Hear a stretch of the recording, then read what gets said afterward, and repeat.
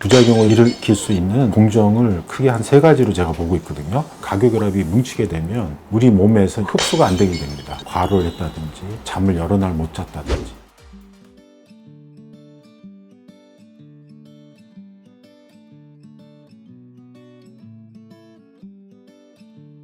안녕하세요. 필러를 전문으로 진료하고 치료하고 있는 키오피렌 결의원의 최철 원장입니다.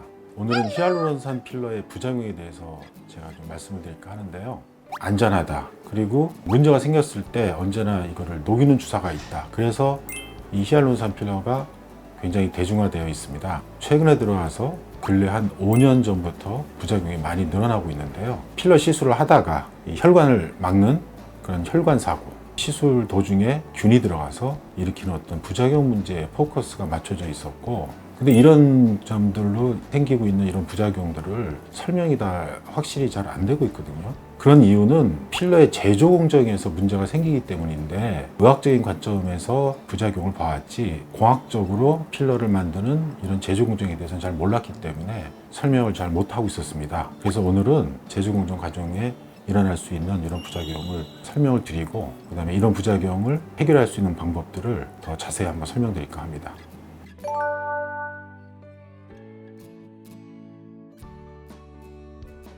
히알루론산 필러를 만드는 과정은 굉장히 복잡하고 여러 단계 제조 공정을 거치는데, 부작용을 일으킬 수 있는 공정을 크게 한 3가지로 제가 보고 있거든요. 첫 번째는 원료 문제고요. 두 번째는 히알루론산 필러를 단단하게 만들고 오래 가게 하는 가교결합이라는 걸 만드는 건데, BDD라는 화학물질을 넣는데 세척이 잘 안 돼서 BDD가 독성 반응을 일으키고 알러지 반응을 일으키는 이 문제. 세 번째는 그 가교결합이 골고루 잘 일어나서 우리 몸에서 면역세포들이 가교결합이 있는 걸 모르고 지나가야 되는데, 이 가교결합을 잘못 만들어서 면역세포들이 공격을 하는 문제.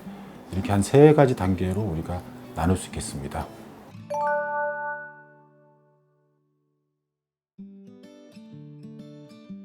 먼저 히알루론산 필러를 만드는 첫 번째 공장은 대량의 히알루론산을 만드는 것입니다. 이거를 이제 필러 회사들이 만드는 경우도 있지만, 대부분 히알루론산을 대량으로 생산하는 전문 회사로부터 히알루론산을 구매하는 것이거든요. 이 히알루론산을 대량으로 생산하려면 제일 좋은 방법이 이런 세균으로부터 뽑아내는 것입니다.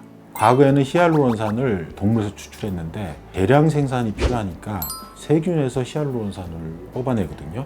그 이유는 이런 세균들이 몸에 들어와서 히알루론산을 생산해서 자기 몸을 이렇게 코팅을 하고 있으면 이걸 세균으로 보지 못하고 면역세포들이 건드리질 않으니까 코팅을 하고 있거든요. 일종의 스텔스 기능인 거죠. 그런데 이제 문제는 이렇게 대량으로 생산하려면 더욱더 세균들을 크게 증폭시켜야 되는데, 히알루론산을 만드는 회사들이 어떻게 하냐면 커다란 탱크에다가 병원성 세균들을 발효를 시킵니다. 세균들이 굉장히 많이 늘어나면서 여기서부터 히알루론산을 추출하는 것이죠. 동물성 단백질이나 혈액의 혈장이나 발효가 잘 되도록 이스트 같은 걸 넣어서 불순물이 많이 들어가게 되어 있는 구조죠. 그 다음에 히알루론산 자체가 불순물이나 금속성 물질을 빨아들이는 그런 성질이 있거든요. 그걸 우리가 킬레이틴이라고 합니다. 그렇기 때문에 히알루론산을 세균을 발효시켜서 생산을 하게 되면 그 히알루론산 안에 각종 불순물이 굉장히 많고, 세균 자체 단백질, 세균 자체 조각들도 여기에 포함이 되는 거기 때문에 히알루론산 원료를 생산하는 회사에서 정제를 한다고 해도 불순물들이 포함이 되게 돼 있습니다. 그런데다가 히알루론산을 저가로 질 낮은 히알루론산을 생산하는 회사라면 또 이런 회사의 제품을 구매할 확률이 높거든요. 그래서 불순물이 들어갈 여지가 이 원료부터 있기 때문에 이런 불순물이 많이 들어가면 우리 몸에서는 이물질로 보게 되는 것이죠. 필러의 원료가 되는 히알루론산을 대량으로 생산하는 과정 자체가 시작부터가 그렇게 좀 깨끗하지는 않다는 것입니다.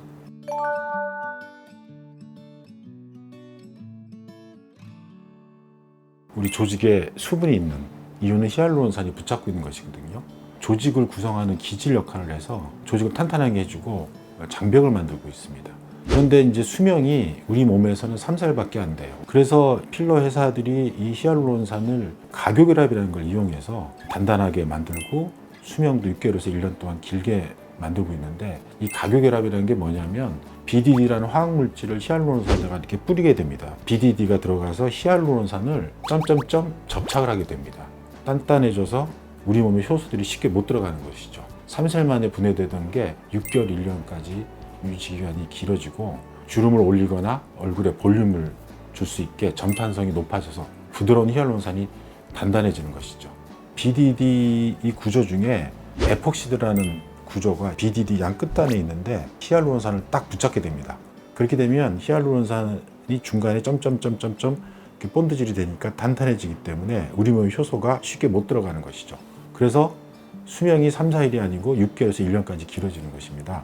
이 각유결합이라는 거를 BDD를 균질하게 그 히알루론산 안에 뿌려야 되는데 그게 균질하게 안 됐을 때 뭉치는 떡이지는 부분이 나오게 되는데 그 부분은 히알루론산 필러를 녹이는 주사가 있습니다. 그 녹이는 주사가 히알루론산을 조각조각 내서 이제 우리 몸에서 흡수가 되는데 이 각유결합은 그 인위적인 인간이 만든 결합이기 때문에 히알라제라는 이 필러 녹이는 주사가 끊지를 못하거든요. 그래서 그렇게 각유결합이 뭉치는 부분은 아예 생산 단계에서부터 녹일 수 없는 부분이 또 생기게 되는 것이죠. 필러 회사들이 이런 노하우가 완성도가 낮은 회사라면 골고루 뿌리질 못하고 뭉치게 됩니다. 골고루 히알루론산 안에 일정한 거리를 두고 생기면 이제 우리 몸에서 인식을 못하고 면역세포들이 공격을 안 하는데 각유결합이 뭉치게 되면 우리 몸에서 이제 이물질로도 인식이 되고 우리 몸에서 흡수가 안 되게 됩니다. 심지어 녹이는 주사도 똑같습니다. 각유결합은 분해할 수가 없거든요. 시간이 아무리 흘러도 우리 몸에서 흡수가 안 될 수 있는 것입니다. 제가 좀 더 이해하기 쉽게 설명을 드리면 히알루론산이 이런 머리카락, 실타래 같은 구조라고 우리가 흔히 얘기하거든요.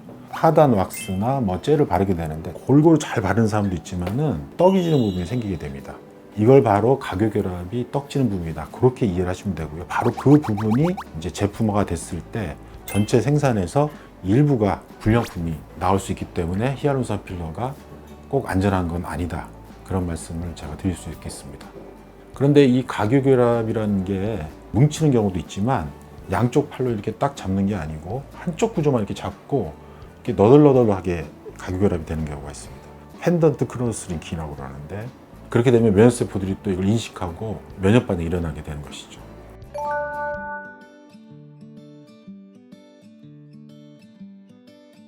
필러 회사들이 각유결합을 통해서 필러를 단단하게 하고 오래 유지되도록 만들었는데 그러려면 BDD라는 화학물질을 뿌려서 만든다고 제가 말씀드렸죠. BDD를 뿌려서 각유결합을 만든 다음에 BDD를 세척을 해야 됩니다. 왜냐하면 BDD라는 것은 우리 몸에서 독성 물질이거든요. 잘 세척이 안 되고 함량이 좀 높게 되면 시술 한 1, 2주 후부터 3개월, 6개월, 심지어는 몇 년 지나서 그 환자분이 뭐 굉장히 피로한 상태, 몸의 면역이 떨어져서 면역세포가 예민한 상태, 대상포진을 앓았다든지 과로를 했다든지 잠을 여러 날 못 잤다든지 이러면 굉장히 붓고 이렇게 발적이 나죠. 뻘겋게. 이런 알레르기 반응도 나올 수가 있는 것이죠.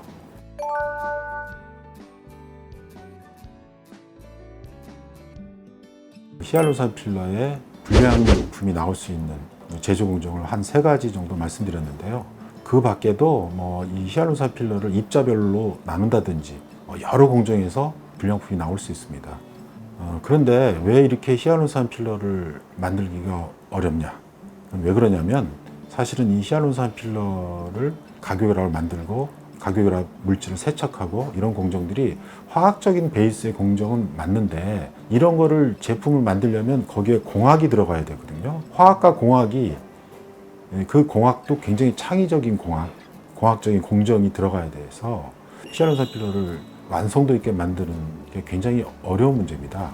우리나라만 해도 수십 개의 히알루론산 필러가 지금 제품화되어 있는데 제가 보기에는 이런 완성도 있는 히알루론산 필러가 한 나라에서 극소수 한 2-3개 정도만 나올 수 있는 것이지 이렇게 여러 제품들이 나온다는 것 자체가 좀 아이러니한 상황이라고 볼 수 있거든요. 예를 들면 한 2000년대에 들어서 이제 독일에서 히알루론산 필러들이 출시가 됐거든요. 각유결합을 좀 늘려서 제품의 그 수명을 좀 늘리고 점탄성을 높여서 좀 탄탄하게 해서 필러의 질을 높이려고 시도를 했는데 기계공학은 발전했는데 화학 공정에다가 창의적인 공정이 들어가는 것은 사실 이게 쉽지가 않은 것이죠. 그래서 독일 회사들이 많이 시장에서 실패를 했어요. 독일 회사들이 만든 필러 중에 베리오돔, 히아코프, 아말리안 이런 필러들이 수입이 돼서 판매됐다가 대부분 이제 철수하는 상황이 됐고요. 가교결합을 늘리다 보니까 이물질로 인식을 해서 나중에 유가종이 생기거나 가교결합을 많이 만들고 세척을 하게 되면 세척이 또 잘 안 되게 됩니다. 그러다 보니까 주사를 받고 나서 자꾸 얼굴이 붓고 알러지 반응도 많이 나왔죠. 제품을 만들다 보면 전부 다 이게 실패를 하는 게 아니고 부분적으로 불량품들이 나오게 되는 것인데, 이런 공정이 완성되지 못한 것은 불량품이 대량으로 나오기도 하거든요. 그런데 또 환자 일반인이 선택을 할 수 있는 게 아니에요. 이런 필러는 의사가 선택을 하는 거기 때문에, 환자는 의사를 믿고 시술을 하기 때문에 필러의 어떤 불량품을 피할 수가 좀 없는 면이 있는 것입니다. 필러를 전문적으로 시술하는 병원이 굉장히 많이 늘어났는데, 이 병원들이 필러를 안전하게 시술하고 부작용 없이 시술하는 게 전문적인 병원이라고 할 수도 있는데, 사실은 현실은 그렇지가 않고, 이런 저가의 필러를 대량으로 시술하는 병원들이 사실은 필러 전문 병원이 현재 돼 있다는 게 좀 안타깝습니다. 과거에 소수의 그 완성도 높은 그 히알루론산 필러 제품만 있을 때는 이런 부작용이 드물었고요. 이런 부작용이나 어떤 문제가 생겼을 때 녹이는 주사에 잘 반응을 해서 해결이 됐기 때문에 히알루론산 필러는 안전하다고 생각했었습니다. 그렇지만은 너무나 많은 히알루론산 필러가 허가를 받고 제품이 출시되면서 히알루론산 필러를 만드는 제조 공정 자체가 복잡하고 어렵기 때문에 불량품이 섞여서 나오는 필러 회사들이 대부분이거든요. 그래서 이런 필러를 맞게 되면 히알루론산 필러가 흡수되지도 않고 주사로도 녹지가 않는다든지 심한 알레르기 반응이 나온다든지 할 수 있고요. 완성도가 낮은 히알루론산 필러를 반복해서 맞게 되면 조금씩 면역 반응이나 조직들이 변성이 일어나서 얼굴이 굉장히 부자연스러운 볼륨이 생기는 경우를 굉장히 많이 보게 됩니다. 이제까지 그 히알루론산 필러를 제조 공정의 그 관점에서 제가 설명을 드렸는데요. 이런 제조 공정을 사실 의사들이 알기가 어려운 면도 있었고요. 필러를 생산하는 회사들이 제조 공정의 결함을 좀 솔직히 말하지 않고 좀 숨겨왔던 면도 있었습니다.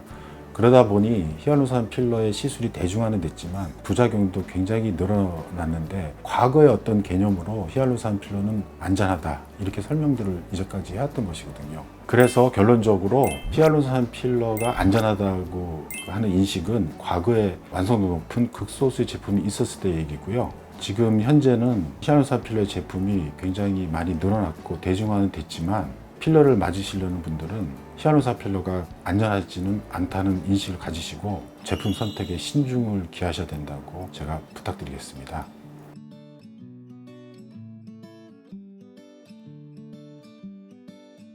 히알루론산 필러의 이물질 반응이 일어나서 제가 캡슐화가 되고 과섬유화가 된다고 설명을 드렸는데요. 그렇게 되면 히알라제 주사가 이거를 해결할 수 없기 때문에 수술적인 방법도 우리가 고려를 많이들 하시거든요. 근데 수술도 정상적인 조직을 절개하고 들어가서 제거할 수 있는 것이지, 이렇게 조직이 변성돼서 유착이 돼 있고 캡슐화가 돼 있고 과섬유화가 됐을 때는 수술적으로 제거하기도 굉장히 어려운 상황인 것입니다. 그래서 이런 캡슐과 과섬유화된 것을 헤쳐나가면서 이걸 조직하고 떼어내는 방법은 비너스 레이저라는 시술 방법이 제가 이제까지 시도한 방법 중에 가장 좋은 결과가 나왔습니다. 비너스 레이저라는 장비에서 철사 같은 광섬유가 나오는데요. 광섬유를 그 피부 밑으로 밀어 넣어서 조직 변성된 필러에 광섬유를 밀어 넣어서 레이저를 조사하게 되면 콜라겐이 과증식된 섬유화들이 끊어지고 캡슐이 끊어지면서 필러가 유과정화되어 있는 것들이 조직하고 분리가 되게 됩니다. 그렇게 분리를 시킨 다음에 다시 흡입을 해서 최종적으로 조직에서 빼내는 것이죠. 그래서 비너스 레이저를 이용해서 이런 유과종 녹지 않는 히알루론산 필러라든지 변성된 지방이식이라든지 반영구 필러들을 성공적으로 효과적으로 제가 제거하고 있습니다.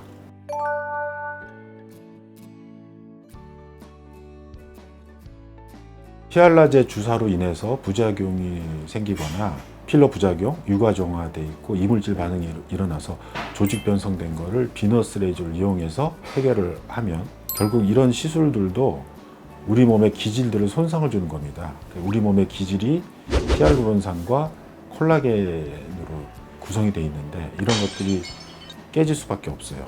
이 비너스 레이저로 이게 유과종을 제거를 하고 해결을 했다고 그래서 우리 조직이 돌아오는 경우도 있지만 함몰이 되거나 오히려 이제 기질이 무너지면서 이렇게 그 부푸는 경우도 있거든요. 얼굴 모양이. 그랬을 때는 따로 재건하는 시술을 해줘야 되는데, 재건의 포인트는 콜라겐을 생성을 시키는데 그 콜라겐을 양만 늘리는 게 아니고 서로 꼬아서 망상 구조로 만들어 줘야지 이런 조직들이 회복이 되는 것이거든요. 그런 시술은 핑거롤이라는 시술이 있습니다.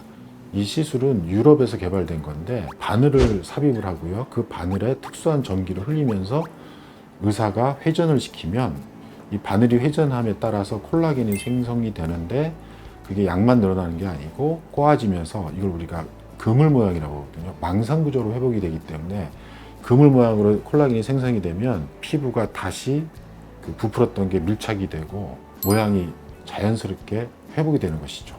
이상 그 큐어필 앤 결 요원의 최철 원장이었습니다.